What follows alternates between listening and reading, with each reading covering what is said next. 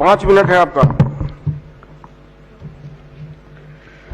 सभापति महोदय, आपने मुझे एक महत्वपूर्ण विषय पर बोलने का अवसर दिया है, इसके लिए मैं आपके प्रति आभार अभिव्यक्त करता हूं। मैं कटौती प्रस्ताव के समर्थन में बोलने के लिए खड़ा हुआ हूं और जिस विभाग के विषय में बोलने के लिए खड़ा हुआ हूं वो शिक्षा विभाग है, जिसको मानव संसाधन विभाग भी कहा जाता है। और सच यही है कि मानव संसाधन विकास और विभाग के माध्यम से ऐसी शिक्षा, ऐसी दीक्षा मिले जिससे कि यहाँ के नौजवानों को रोजगार मिले। लेकिन मुझको लगता है कि 15-20 वर्षों में इस व्यवस्था में कोई आमूलचूल परिवर्तन नहीं हुआ, बल्कि ऐसी है जिससे कि बेरोजगारी और बढ़ रही है। पूज्य बापू महात्मा गांधी ने कहा था कि करोड़ों लोगों का निरक्षर रहना इस देश के लिए कलंक और अभिशाप है, इससे मुक्ति पानी ही होगी।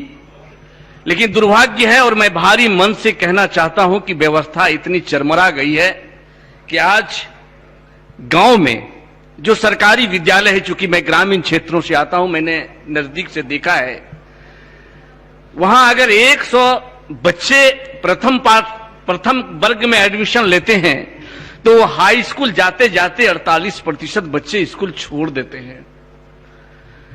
थपथपा रहे थे पीठ अपनी, सत्ता पक्ष के कुछ माननीय सदस्य कह रहे थे कि हमने वहां साइकिल की व्यवस्था की है, पोशाक की व्यवस्था की है। मैं उसका विरोधी नहीं हूं, मैं कहता हूं कि और 2-3 साइकिल दी जाए, पोशाक की भी और बढ़ोतरी कर दी जाए। कुछ लोग कह रहे थे कि भोजन की व्यवस्था हुई है, अब नाश्ते की व्यवस्था होगी। मैं इसका विरोधी नहीं हूं, मैं कहता हूं कि नाश्ते के साथ दाल में 1 चम्मच घी भी दिया जाए। लेकिन मकसद क्या है इसका? इसका मकसद, इसका उद्देश्य तो यह था कि जब बच्चे को खुराक मिलेगी, उन गरीब बच्चों के मां बाप के पास वो औकात नहीं है कि वो बच्चे को लंच पैकेट दे सके, तो वो स्कूल जाएगा, वहां भोजन करेगा, नाश्ता करेगा, उसको समुचित शिक्षा मिलेगी और जिसके चलते उसका भविष्य उज्जवल होगा। आज सरकारी स्कूल में किसके बच्चे पढ़ते हैं? जो निरीह हैं, जो निसहाय हैं, जो गरीब हैं, जो मजदूर हैं, जो रिक्शा चालक हैं, जो ठेला चालक हैं, जो किराना की दुकान चलाते हैं, जो खेतों में कुदाल चलाते हैं, उसके बच्चे पढ़ते हैं।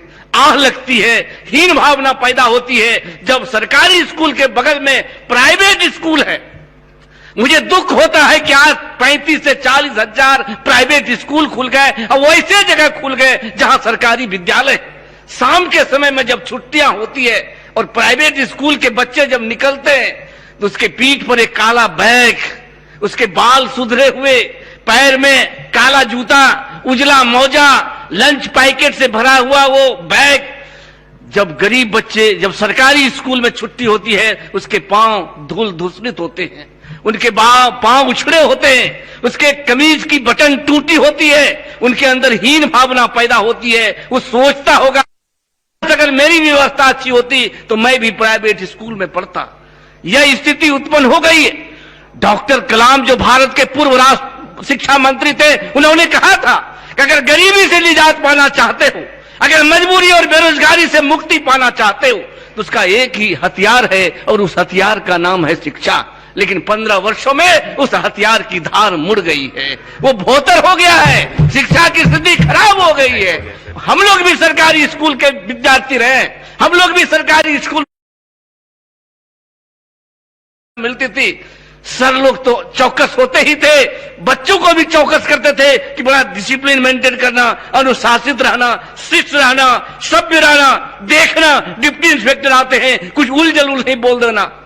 उस समय जब डिप्टी इंस्पेक्टर आते थे सीधे क्लासरूम जाते थे, लड़कों से पूछते थे टेबल का स्पेलिंग क्या होता है, टीचर का स्पेलिंग होता है, ये सारी चीजों की जानकारी वो लेते थे। लेकिन दुर्भाग्य है सभापति महोदय कि आज जब डिप्टी इंस्पेक्टर आते हैं तो क्लासरूम नहीं जाते, वो वर्ग नहीं देखने जाते, बल्कि वो ऑफिस जाते हैं और उस ऑफिस में पठन पाठन की कोई बात नहीं होती, उपस्थिति की कोई बात नहीं होती, छात्रों की स्थिति की बात नहीं होती। सिर्फ और सिर्फ ये बात होती है कि आप बताओ इस महीने में कितना तेल खर्च हुआ, कितना मसाला खर्च हुआ, कितना दाल खर्च हुआ। इन तमाम बातों से उनको अवगत कराना पड़ता है। और दुर्भाग्य तो तब होता है जब वो छात्र बातों के बीच में जाते हैं तो पठन की बात नहीं करते कि आज की पढ़ाई क्या हुई है, बल्कि ये पूछते हैं कि बताओ आज खिचड़ी में चोखा मिला था कि नहीं। ये पूछते हैं। जब शिक्षालय ही भोजन तो महात्मा गांधी के सपनों का क्या होगा, क्या होगा उसका भविष्य?